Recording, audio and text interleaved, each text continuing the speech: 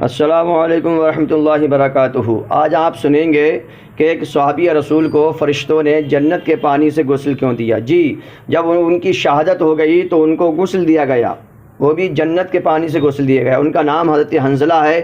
یہ بڑا ایمان افروز، ایمان کو تازہ کر دینے والا، ایمان کو ہرا بھرا کر دینے والا واقعہ آج آپ سماعت کریں گے۔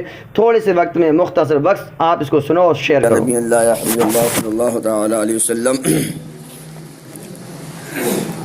ہم آپ کے سامنے ایک صحابی رسول حضرت حنظلہ غسیل الملائکہ رضی اللہ تعالی عنہ کا آج واقعہ بیان کریں گے۔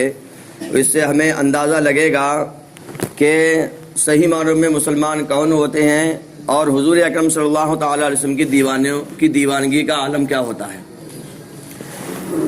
شمع نبوت پر نثار ہونے والے پروانوں میں حضرت حنظلہ بن ابی عامر رضی اللہ تعالیٰ عنہ بھی تھے۔ جس دن احد کا معرکہ وقوع میں آیا اسی دن ان کی شادی ہوئی تھی، یعنی شادی کی پہلی رات ہے اور جنگ کی تیاریاں شروع ہو جاتی ہیں۔ یہ اپنی بیوی کے ساتھ حجرہ عروسی میں تھے، شب زواف اپنی شریک حیات کی دلداری فرما رہے تھے۔ اچانک کان میں آواز آئی کہ محبوب خدا صلی اللہ علیہ وسلم اور ان کے ساتھیوں پر کفار مکہ حملہ آور ہو گئے ہیں۔ حضرت حنظلہ کو حمام میں جا کر غسل کرنے کی بھی مہلت نہ مل سکی اور فوراً معرکہ احد کی طرف نکل پڑے۔ پہلی رات ہے شادی کی اور ان کا نام لے کے نہیں بلایا گیا ان کو کہ حنظلہ چلو تمہیں چلنا ہے، نہیں، ایک عام اعلان ہے، ایک کامن اعلان ہے کہ نوجوانوں کی جوانی کی ضرورت ہے اسلام کو، اے مذہب اسلام کے نوجوانوں اٹھو اور چلو۔ حضرت حنظلہ جب ایک دم کود کر چارپائی سے یا اپنے بستر خانے سے ہٹے تو آپ کی بیوی نے کہا کیا معاملہ ہے، آپ چوک کیسے گئے، ایک دم اٹھ کیسے گئے، کیا معاملہ ہے، کوئی آپ سو بھی نہیں رہے کہ خواب دیکھ لیا ہو کوئی؟ تو حضرت حنظلہ نے عرض کیا، بتایا اپنی بیوی کو، پہلی رات کی بیوی کو بتایا کہ پیارے آقا صلی اللہ تعالی علیہ وسلم کے دین کو ہم جیسے جوانوں کی ضرورت ہے۔ تو بیوی نے کہا ابھی تو پہلی رات ہے، آپ نے تو پوری زندگی بھر کے لیے مجھے قبول کیا ہے، کیا معاملہ ہے؟ تو حضرت حنظلہ نے کہا کہ ہم آپ کے شوہر بننے سے پہلے کسی کے غلام بھی ہیں، اور آپ نے پوری بات سمجھائی تو بیوی نے بھی ان کو نہیں روکا کہ ٹھیک ہے جائیے اسلام کی خدمت کیجئے، جیسا بھی ہوگا مجھے منظور ہے، مرضی مولا از ہمہ اولا، اللہ کی مرضی ہے، جو بھی ہے وہ مجھے منظور ہے۔ آپ چلے گئے اور میدان جہاد میں پہنچے، حضور اکرم صلی اللہ علیہ وسلم کے قدموں کو بوسہ دیا اور آپ لشکر کے ساتھ آگے بڑھ گئے۔ لشکر کے ساتھ جب آپ آگے بڑھے تو بہت گھمسان کی جنگ ہوئی، جنگ احد کا پورا واقعہ آپ کو پتا ہوگا، بہت سارے مسلمان اس میں کام میں آئے، شہید ہو گئے۔ اس میں حضرت حنظلہ بھی شہید ہو گئے، حضرت حنظلہ بھی جو اب ایک رات کی بیوی کو چھوڑ کے چلے آئے اور وہ بھی شہید ہو گئے۔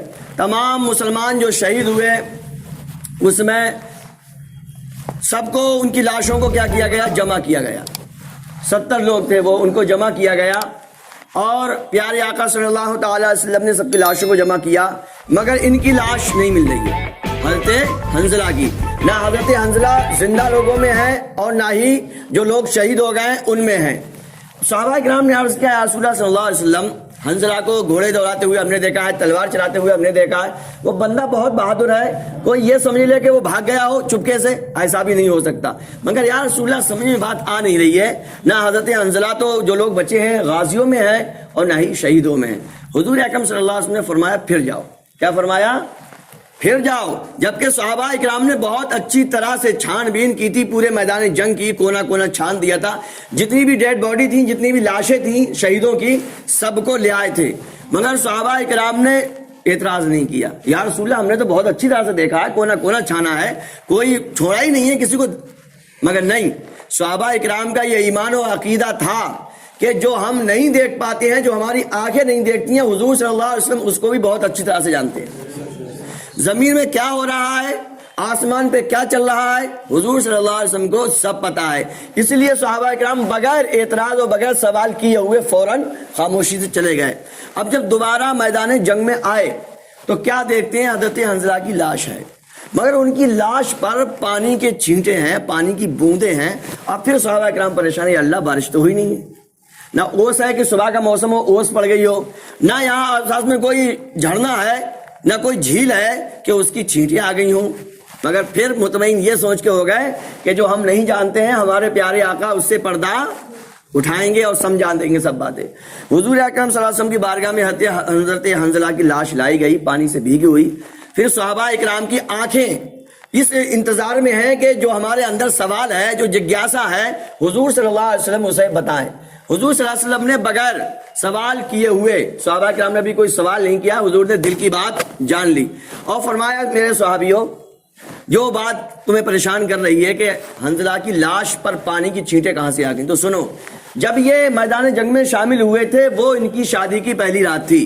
جنہوں نے جیسے ہی اعلان سنا یہ فوراً بھاگ کھڑے ہوئے۔ اس دیوانگی میں، اس بارفتگی میں انہیں یہ بھی دھیان نہیں رہا کہ مجھے غسل کرنا چاہیے۔ یہ بالکل ان کو دماغ سے یہ بات ان کے اتر گئی، پہلی شب تھی تو یہ بات ان کو یاد نہیں رہی، اور وہ یوں ہی دیوانگی میں، بارفتگی میں، جنون میں، محبت میں چلے آئے اور ایسے ہی یہ شہید ہو گئے۔ تو رب کائنات نے فرشتوں سے ان کے لاشیں کو اٹھوایا عرش اعظم پر، اور پھر جنت کے پانی سے انہیں غسل دیا گیا، جنت کے پانی سے ان کو غسل دیا گیا۔ اس لیے ان کی لاش مبارک جو ہے وہ یہاں کے چھینٹے نہیں ہیں، یہ پانی وہاں کا ہے۔ تو میرے بھائیوں، ایسے ایسے صحابہ کرام نے زندگی گزاری اور کتابیں پر ہیں، اور آج بھی الحمدللہ ایسا نہیں ہے، لوگ عمل کر رہے ہیں اور کرتے رہیں گے، کیونکہ حضور کی محبت ہی ایمان کی نشانی ہے۔ ہمیں چاہیے اس محبت کو ہم آگے ٹرانسفر کریں، اپنے بال بچوں کو سمجھائیں، انہیں حضور کی باتیں سنایا کریں، حضور کی زندگی کے ٹاپک بتایا کریں، کبھی کوئی کہانی، دینی باتیں کہ اولیاء اللہ کی کہانیاں، اولیاء اللہ کی باتیں اپنے بچوں کو سمجھائیں اور سنائیں، تاکہ بچوں کو پتہ چل سکے کہ جو زندگی ہم جی رہے ہیں یہ اصل زندگی نہیں ہے، اصل زندگی کوئی اور ہے، جو ہمارے اور اس اسلامی زندگی کے درمیان پردے پڑے ہوئے ہیں۔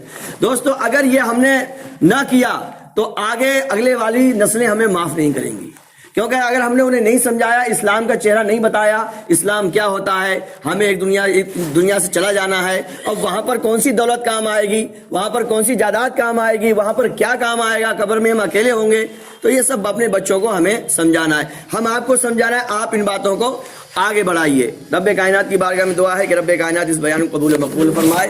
اللہم صلی علی سیدنا و مولانا محمد معدن الجود والکرم۔